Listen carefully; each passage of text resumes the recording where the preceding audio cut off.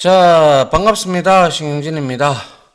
자, 우리가 지난 2장에서 이제 변수, 그리고 연산자, 그리고 데이터 타입, 데이터형에 대해서 한번 살펴봤는데요. 살펴보고 실습도 좀 해봤는데, 자, 이제는 제어문인데요. 제어문 안에는 우리가 조건문하고 반복문이 있는데, 기본적으로 조건문, 반복문은, 아마 백엔드 쪽으로 올라오신 분들은 아주 쉽게 접근하실 수 있을 것 같고요.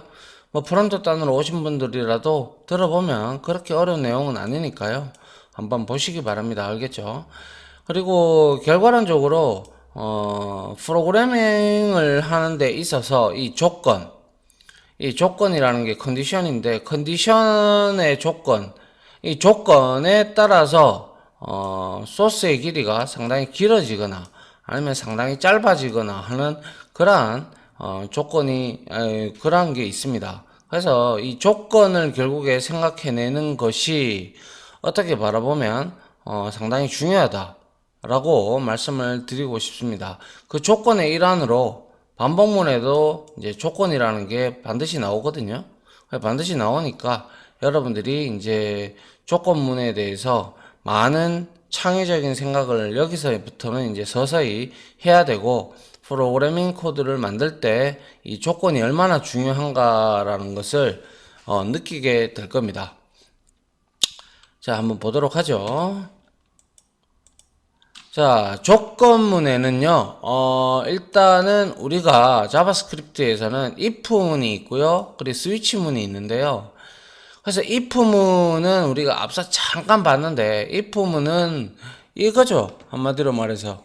아이고, 죄송합니다. 자, 이렇게, 예를 들어서, if 갈로 열고 갈로 닫고, 여기 안에, 이 갈로 열고 갈로 닫고 안에, 여기에 조건식이 들어옵니다. 그래서 조건식이 들어오고, 이렇게 해서 중블럭을 하는데요. 이 내용이 뭐냐? if가 원래 뜻이 만약에 무엇이라면 이런 뜻이잖아요. 그죠? 그래서 여기에 조건이 들어오는데요. 조건이 들어오는데 만약에 내가 예를 들어서 이게 오라면 아니면 이게 거짓이라면 이게 참이라면이라고 해서 여기에 결과값은 항상 불린 값으로 나와야 됩니다. 불린 값. 참 거짓 값으로. 그래서 만약에 여기에 이것이 조건이 참이라면 이 중블럭 안에 있는 내용을 실행을 해라 라는 뜻이고요. 만약에 이 조건이 false, 거짓이라면 이 중블럭에 있는 내용을 건너뛰어라, 즉 실행하지 마라 라는 뜻입니다. 아시겠죠? 그래서 괄호 안에 조건이 true이면 중블럭 사이에 명령을 처리를 하고, 만약에 false면 명령을 무시해라 라는 뜻이고요. 자, 그리고 if문이 이렇게 방금 같이 있었고요. 그 다음에 if else문이 있는데요. 이거는 50%의 확률이죠. 그래서 소위 말해서 제가 설명을 학생들한테 할 때 뭐 아니면 도 이런 뜻입니다. 그래서 뭐 예를 들자면 이런 거죠. if 해가지고 이게 만약에 B라는 놈이 남자다. 남자는 남자 아니면 여자밖에 없기 때문에, 그죠? 그래서 여기다가 뭐 어떤 내용을 실행을 하고, 그게 아니라면 여자니까 else문 뒤에는 절대 조건문이 오지 않는다라는 거. 여러분들이 기억을 해야 될 거는, 학생들을 가르치다 보면 else문 뒤에다가 조건을 넣는 학생들이 있어요. 저도 한참 한 번씩 이게 왜 안 되지? 하면서 보면, else문 옆에다가 조건을 애들이 해놓은 걸 보고, 저도 그렇게 한 번씩 뻥하게 있는 경우가 있습니다. 여튼, 이 else문 옆에는 조건문이 오지 않는다 라는 걸 기억을 하시고, if, 그리고 else, 이 두 개만 있다면, 이거 아니면 이건 거예요. 그죠? 그래서 이거가 거짓이라면 이걸 실행할 것이고, 이게 진실이라면, 즉 true라면 이 중블럭 안에 있는 내용을 실행하겠노라라는 그러한 내용을 의미를 하게 되는 것이 바로 if, else 구문입니다. 아시겠죠? 이렇게 볼 수가 있고요. 자, 그래서 이제 if문에도요, 우리가 이런 것들이 있어요. 여러분들이 잘 아셔야 되는데, if, 이렇게, if에서 만약에 성적 처리를 한다. 스코어에서 90, 이렇게, 90점 이상이면 이렇게 처리하고, else if라는 게 있어요. 그래서 또 스코어 90, 이렇게, 이런 90이 아니죠. 80. 뭐 이런 형태로 우리가 조건을 이렇게 else if 구문으로 이렇게 나눠서 또 줄 수가 있거든요. 뭐 이렇게 스코어 70 이상 뭐 이렇게 해서 이렇게 해가지고 주고, 그게 아니라면 else 어쩌고 저쩌고 이렇게 주는데요. 자, 이거하고요, 여러분들이 반드시 기억을 해야 될 게 이거하고, 자, if 해서 스코어 90, 그리고 또 이렇게 해놓고 또 여기다가 또 if를 적는 거예요. else if가 아니라 if에서 스코어 이렇게 해서 뭐 80, 뭐 예를 들어서 이렇게 돼버렸단 말이죠. 이렇게 돼버리면요, 이런 형태로 쭉쭉쭉쭉쭉쭉 가잖아요, 조건이. 그럼 이거는 여러분들이 아셔야 될 부분이 뭐냐면, CPU는 상당히 바쁘다, 그죠? 여러 가지 일을 도맡아서 하기 때문에. 그런데 이 CPU가 이 프로그래밍을 이렇게 짰다.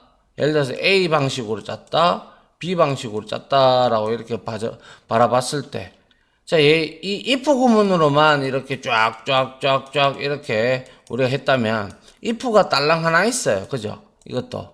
그리고 밑에도 if 하나, if 하나, if 하나 이렇게 있을 거예요. 이렇게 있다면 이 CPU는 이 if문에도 참조하고요, 이 if문에도 관여하고, 이 if문에도 관여하고, 이 if문에도 관여하고, 아무튼 바쁜데 전부 다 관여하게끔 만드는 이 if 구문들로 나열되어 있는 거는 다 참여하게 돼요. 다 참조를 하게 돼요. 그러면 CPU가 가뜩이나 바쁜 놈인데 이렇게 다 참조하게 만들면 이거는 효율성이 좋다? 아니요. 효율성이 굉장히 떨어지는 구문이 되죠. 그래서 차라리 이런 거는 else if 구문을 같이 같이 써주면서, 예를 들어서 만약에 이 스코어가 90이라고 쳐요. 90이라면 얘는 if문에 여기 딱 접근을 했어요. 조건문에 들어왔는데 보니까 90점이니까 여기에 얻어 걸린단 말이죠. 그죠? 이게 참이네요. 그러면 이 중블럭에 있는 내용을 실행을 하고 밑에 건 실행을 안 해버려요. 그래서 예를 들어서 최악의 경우야, 만약에 내가 스코어가 65점이다라고 가정을 한다면 당연히 이 if, else if도 하나, 둘, 셋 다 참여를 하죠. CPU가. 그리고 마지막에 여기에도 해당되는 게 없으니 여기에 여기에 else문을 실행을 하게 될 겁니다. 그러나 중요한 것은 이렇게 짜는 것보다 이렇게 짜는 것이 훨씬 효율적이죠. 생각을 해보시면 재수가 좋으면 여기서 끝날 수 있고, 재수가 정말 안 좋으면 여기서 끝날 수도 있겠지만 최소 얘보다는 낫다는 거죠. 얘는 무조건 다 참여를 해야 되지만 얘는 재수가 좋으면 한 번만 참여를 해도 되는 거고, 아니면 두 번만 이렇게 CPU가 관여하면 된다는 뜻이죠. 무슨 말인지 이해가십니까? 이게 바로 이제 if 구문을 이제 좀 효율적으로 쓸 수 있는 게 if하고 else if, else 구문인데 여기서는 좀 빠졌네요. 그죠? 그 부분을 이제 적어주면 좋겠다. 그 부분을 여러분들이 알고 계시면 될 거예요. 어차피 실습할 때 같이 실습을 할 거니까요. 이렇게 보시면 될 것 같습니다. 이게 바로 if, else if, else 구문이다 라고 보시면 되고요. 됐죠? 예. 그 다음은 볼까요? 그 다음에 이제 조건 연산자라고 해서 우리가 이거 한번 보죠. 자, 바 해서 스코어를 75로 선언을 했다. 그죠? 75로 저장을 했다라는 것이죠. 그러면 정수형이 됐고, 넘버가 됐고, 넘버형이 됐어요. 그죠? 그 다음에 여기에 조건식이 있죠. 그죠? 스코어가 60보다 크죠? 75니까. 그죠? 75니까 크단 말이에요. 그럼 조건이에요. 그러고 나서 물음표가 왔다. 그죠? 그리고 나서 이 조건이 참이면 얘를 실행하고요. 콜론을 기준으로. 얘를 실행하고요. 만약에 조건이 false다. 그러면 얘를 실행한다는 뜻입니다. 이거는. 그러니까 소위 말해서 이거를 우리는 사망 연산자라고도 부르는데요. 그래서 조건이 먼저 오고 그 다음에 여기에 뭐 예를 들어서 alert 통과되어 있으면 이건 true일 때만 이 조건 시기 true일 때 alert 창 즉 알림창을 띄울 거고요. false라면 alert 창을 띄워서 실패라고 이렇게 찍을 겁니다. 맞죠? 그래서 조건이 얘가 왜 사망 연산자냐 하면 자 여기에 물음표와 그리고 콜론이 있다 그죠? 이 두 개를 기준으로 해서 자 수식도 우리가 오퍼랜드로 보거든요. 피연산자로. 그래서 피연산자가 하나 그리고 둘, 셋 이렇게 되죠. 그죠? 그래서 사망 연산자다라고 하고요. 이걸 또 우리가 if 구문으로도 얼마든지 바꿀 수가 있죠. 예를 들어서 if 해서 스코어가 만약에 60점 이상이다. 그죠? 60점 이상이면 여기에다가 alert 해서 여기에다가 통과 이렇게 만들어 줄 수가 있고요. 그죠? 그게 아니라면 else 해서 여기다가 alert를 우리가 주면 되죠. alert 하고 여기에서는 실패라고 이렇게 주면 될 겁니다. 맞나요? 이게 어떻게 보면 이 한 줄을 이렇게 네 줄을 통해 가지고 만들어 놓은 거예요. 그래서 이렇게 하는 것보다는 우리가 사망연산자를 써서 가독성을 좀 좋게 하기 위해서 물론 가독성은 얘가 더 좋죠. 그런데 이걸 알고 있으신 분들이라면 사망연산자를 알고 있으신 분이라면 굳이 이 부분이 어렵게 느껴지지 않을 겁니다. 그래서 이거를 얼마든지 요렇게 if else 구문으로 되어 있는 것들은 뭐 아니면 도기 때문에 요렇게 작성을 하셔도 무방하다라는 것이죠. 아시겠죠? 요게 바로 사망 연산자다라고 보시면 될 것 같습니다. 자, 그 다음은 볼까요? 여기에 이제 3의 배수, 여기에서는, 여러분들이 좀 아셔야 되는 부분은, PPT에서는 최대한 간단하게 좀 정리를 한 내용이고요. 우리는 실습할 때 여러 가지를 실습을 함으로써 여러분들이, 더욱더 많은 지식을 가져갈 수 있게끔 제가 이론적인 부분, 반드시 알아야 되는 부분, 개념적인 부분은 정리를 하고요. 그리고 이제 실질적으로, 우리가 실습할 때는 하나하나 이렇게 디테일하게 실습을 할 겁니다. 그렇게 지금까지 2장도 그렇게 했으니까요. 그래서 조건문에서 3의 배수 검사기를 만든다. 이렇게 되어 있어요. 3의 배수다. 그러면 3, 6, 9, 12, 15 뭐 등등이 바로 3의 배수죠. 그죠? 그럼 한번 봅니다. 자, 바 해서 유저 넘버 해서 변수에다가 숫자를 입력하라고 해서 받을 겁니다. 그죠? 받고 난 다음에 바 display area라는 변수에다가 document query selector 해서 샵 result라는 id 선택자가 아마 뭐 div 태그로 되어 있든지 아니면 p 태그로 되어 있든지 등등이 되어 있을 거예요. 그러면 그 웹 요소를 여기에다가 대입을 했고요. 그죠? 그 다음에 if 해서 유저 넘버가 null이 아니라면 이 뜻은 뭐냐면 사용자가 입력했다면 이라는 뜻이에요. 프롬프트에서 입력을 하지 않고 그냥 확인을 눌렀을 때는 null 값으로 넘어오죠. 아무 의미 없는 값이죠. 그죠? 그래서 이런 걸 두고 우리가 자 프로그래밍에서는 유효성 검사라고 합니다.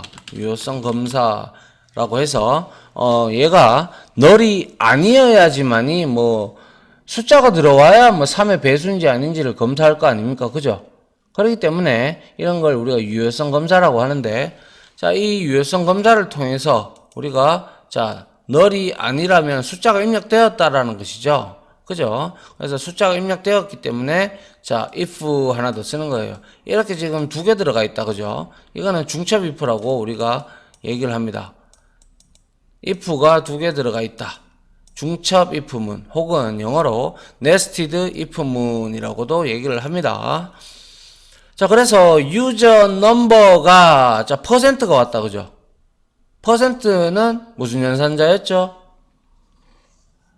그렇죠. 나머지 연산자였다. 그죠? 그래서 예를 들어서 유저 넘버에 7이 들어왔다고 쳐요. 7이 들어왔는데 이렇게 해서 퍼센트 해서 3 이렇게 했는데 이 값이 1입니까? 아니죠. 요거의 결과값은 이걸로 나누면 나머지는 1이 나오죠. 1. 그죠? 그러면 이거 거짓이다. 그죠? 1이면 else문을 실행하겠죠. 그래서 display area에다가 자, inner HTML 코드를 넣는데 코드를 대신하게 여기에다가 대입을 해주는데 유저 넘버 얘는 7이겠죠. 그죠? 7은 3의 배수가 아닙니다. 라고 이렇게 나올 겁니다. 그런데 여기에 만약에 9가 들어갔다면 3 나누면 0으로 떨어지니까요. 그죠? 그래서 얘는 3의 배수가 되죠. 맞습니까? 그래서 이렇게 3의 배수입니다. 라고 가는 거고요. 그리고 여기서 뭐 3과 4의 공배수를 구한다. 뭐 3과 뭐의 공배수. 뭐 이런 등등을 우리가 여러 가지 그리고 또 2를 넣든가 뭐 1을 넣든가 2를 넣든가 3을 넣든가 뭐 이렇게 해서 우리가 여기에서 나누어 떨어지게 되면 뭐 홀수 짝수도 검사할 수가 있을 거고요. 여러 가지 응용 예제가 나올 수가 있겠네요. 그죠? 이건 간단하게 3의 배수만 여러분들한테 이렇게 나타낸 내용이고요. 얼마든지 이렇게 만들 수가 있다라는 것이죠. 이해됩니까? 자, 요게 바로 3의 배수 검사기를 만드는 뭐 어떻게 보면 일종의 코드라고 보시면 되겠네요. 자, 그 다음 볼게요. 자, 그 다음에는 이제 스위치문이에요. 스위치문은 if문하고 차이점이 있습니다. 자, if문 하고요. 그리고 스위치문이 있는데요. 이 스위치문은 이렇게 생각을 하시면 좋겠어요. 스위치문은 한정된 데이터 값을 가지고 선택을 할 때, 뭐 예를 들면 봄, 여름, 가을, 겨울, 사계절이라든지 동서남북이라든지 아니면 우리가 딱 정해져 있는 거 있죠. 그죠? 뭐 예를 들어서 부서다. 부서면 지금 예제와 똑같듯이 마케팅, 개발, 디자인, 부서가 계속 많을 수는 없잖아요. 그죠? 뭐 그렇기 때문에 요렇게 딱 한정적인 데이터를 우리가 무엇인가 이제 조건문으로 쓰고자 할 때 그때는 이 스위치문이 어떻게 보면 뭡니까? if문에 비해서 가독성이 좋습니다. 그래서 이런 경우는 많이 씁니다. 그런데 모든 모든 스위치문은 if문으로 변경이 불가능해요. 하지만 모든 스위치문은 if문으로 변경이 가능한데요. 모든 if문은 스위치문으로 변경이 불가합니다. 왜냐하면 현업에 가시든 뭐 어디를 가시든 간에 조건이 굉장히 희한한 것들이 많아요. 참고로 얘기하면. 그래서 근데 대다수 현업에 가시면 스위치문은 그렇게 많이 쓰지 않습니다. 많이 쓰지 않고 if문을 대다수 많이 쓰죠. 그 이유는 조건이 워낙 이렇게 한정된 데이터로만 조건이 만들어질 리는 만무하거든요. 그렇기 때문에 조건이 굉장히 복잡하거든요. 그래서 그 복잡할 때는 우리는 스위치문을 쓰면 안 되겠죠. 안 쓰고 물론 만들 수야 있겠지만은 굉장히 만들면 더더욱 복잡해지는 거죠. 그래서 모든 스위치문은 if문으로 변경이 가능하지만 모든 if문은 스위치문으로 변경할 수 없는 게 대다수입니다. 많아요. 그래서 일단은 같은 조건문이라고 할 값이라도 중요한 것은 여기서 뭐라고요? if문이 훨씬 사용 범위가 넓고요. 스위치문은 한정된 데이터 내에서만 사용을 할 때는 가독성인 측면에서 좋기 때문에 if문보다 가독성이 좋기 때문에 뭐 쓰여진다. 이렇게 여러분들이 알고 계시면 돼요. 알겠죠? 그래서 여기 내용을 한번 보게 되면요. 바에다가 세션에다가 자 이렇게 관심 선택을 해주세요. 관심 세션을 선택해 주세요 해놓고 마케팅이냐 개발이냐 디자인이냐 해놓고 여기에 기본값으로 1을 이렇게 넣어놨어요. 그죠? 그래서 만약에 내가 1번을 클릭을 했다. 그러면 여기에 세션이 정수용으로 1이 들어갈 겁니다. 그죠? 그리고 나서 여기에 뜩 왔는데 자 여기에 프롬프트가 리턴하는 것은 아시다시피 스트링이다. 그죠? 스트링이기 때문에 스트링 타입을 이제 검사를 하죠. 그래서 스위치 문 안에 여기에 들어올 수 있는 것은 int 이하의 정수이거나 혹은 스트링 값만 이제 이렇게 유일하게 허락을 합니다. 그렇게 알고 계시면 돼요. 정수 이하의 int 이하 그러니까 정수 값과 그리고 스트링 값 아시겠죠? 그래서 만약 케이스 1이다. 1을 선택했다. 문자열 1이 선택이 돼서 자 도큐멘트 라이트 해서 p 태그를 썼네요. 그죠? 그리고 나서 마케팅 세션은 strong 글자를 굵게 만드는 태그죠. 201호에서 진행이 된다. 이렇게 나온 거고요. 그 다음에 바로 브레이크 치고 빠져나왔다. 그죠? 이 브레이크는 이 스위치 문에 있어서 반드시 필요한 내용인데요. 자, 그래서 여러분들이 기억을 하셔야 될 게 스위치 케이스 브레이크 디폴트입니다. 이게 없어서는 안 될 내용인데요. 여기서 스위치 그 다음에 케이스 그 다음에 브레이크 그 다음에 뭡니까? 디폴트입니다. 이렇게 키워드가 있는데요. 예약어가 이렇게 존재하는데 이 네 개가 한 쌍이라고 보시면 돼요. 그런데 여기에서 만약에 디폴트가 없을 수도 있어요.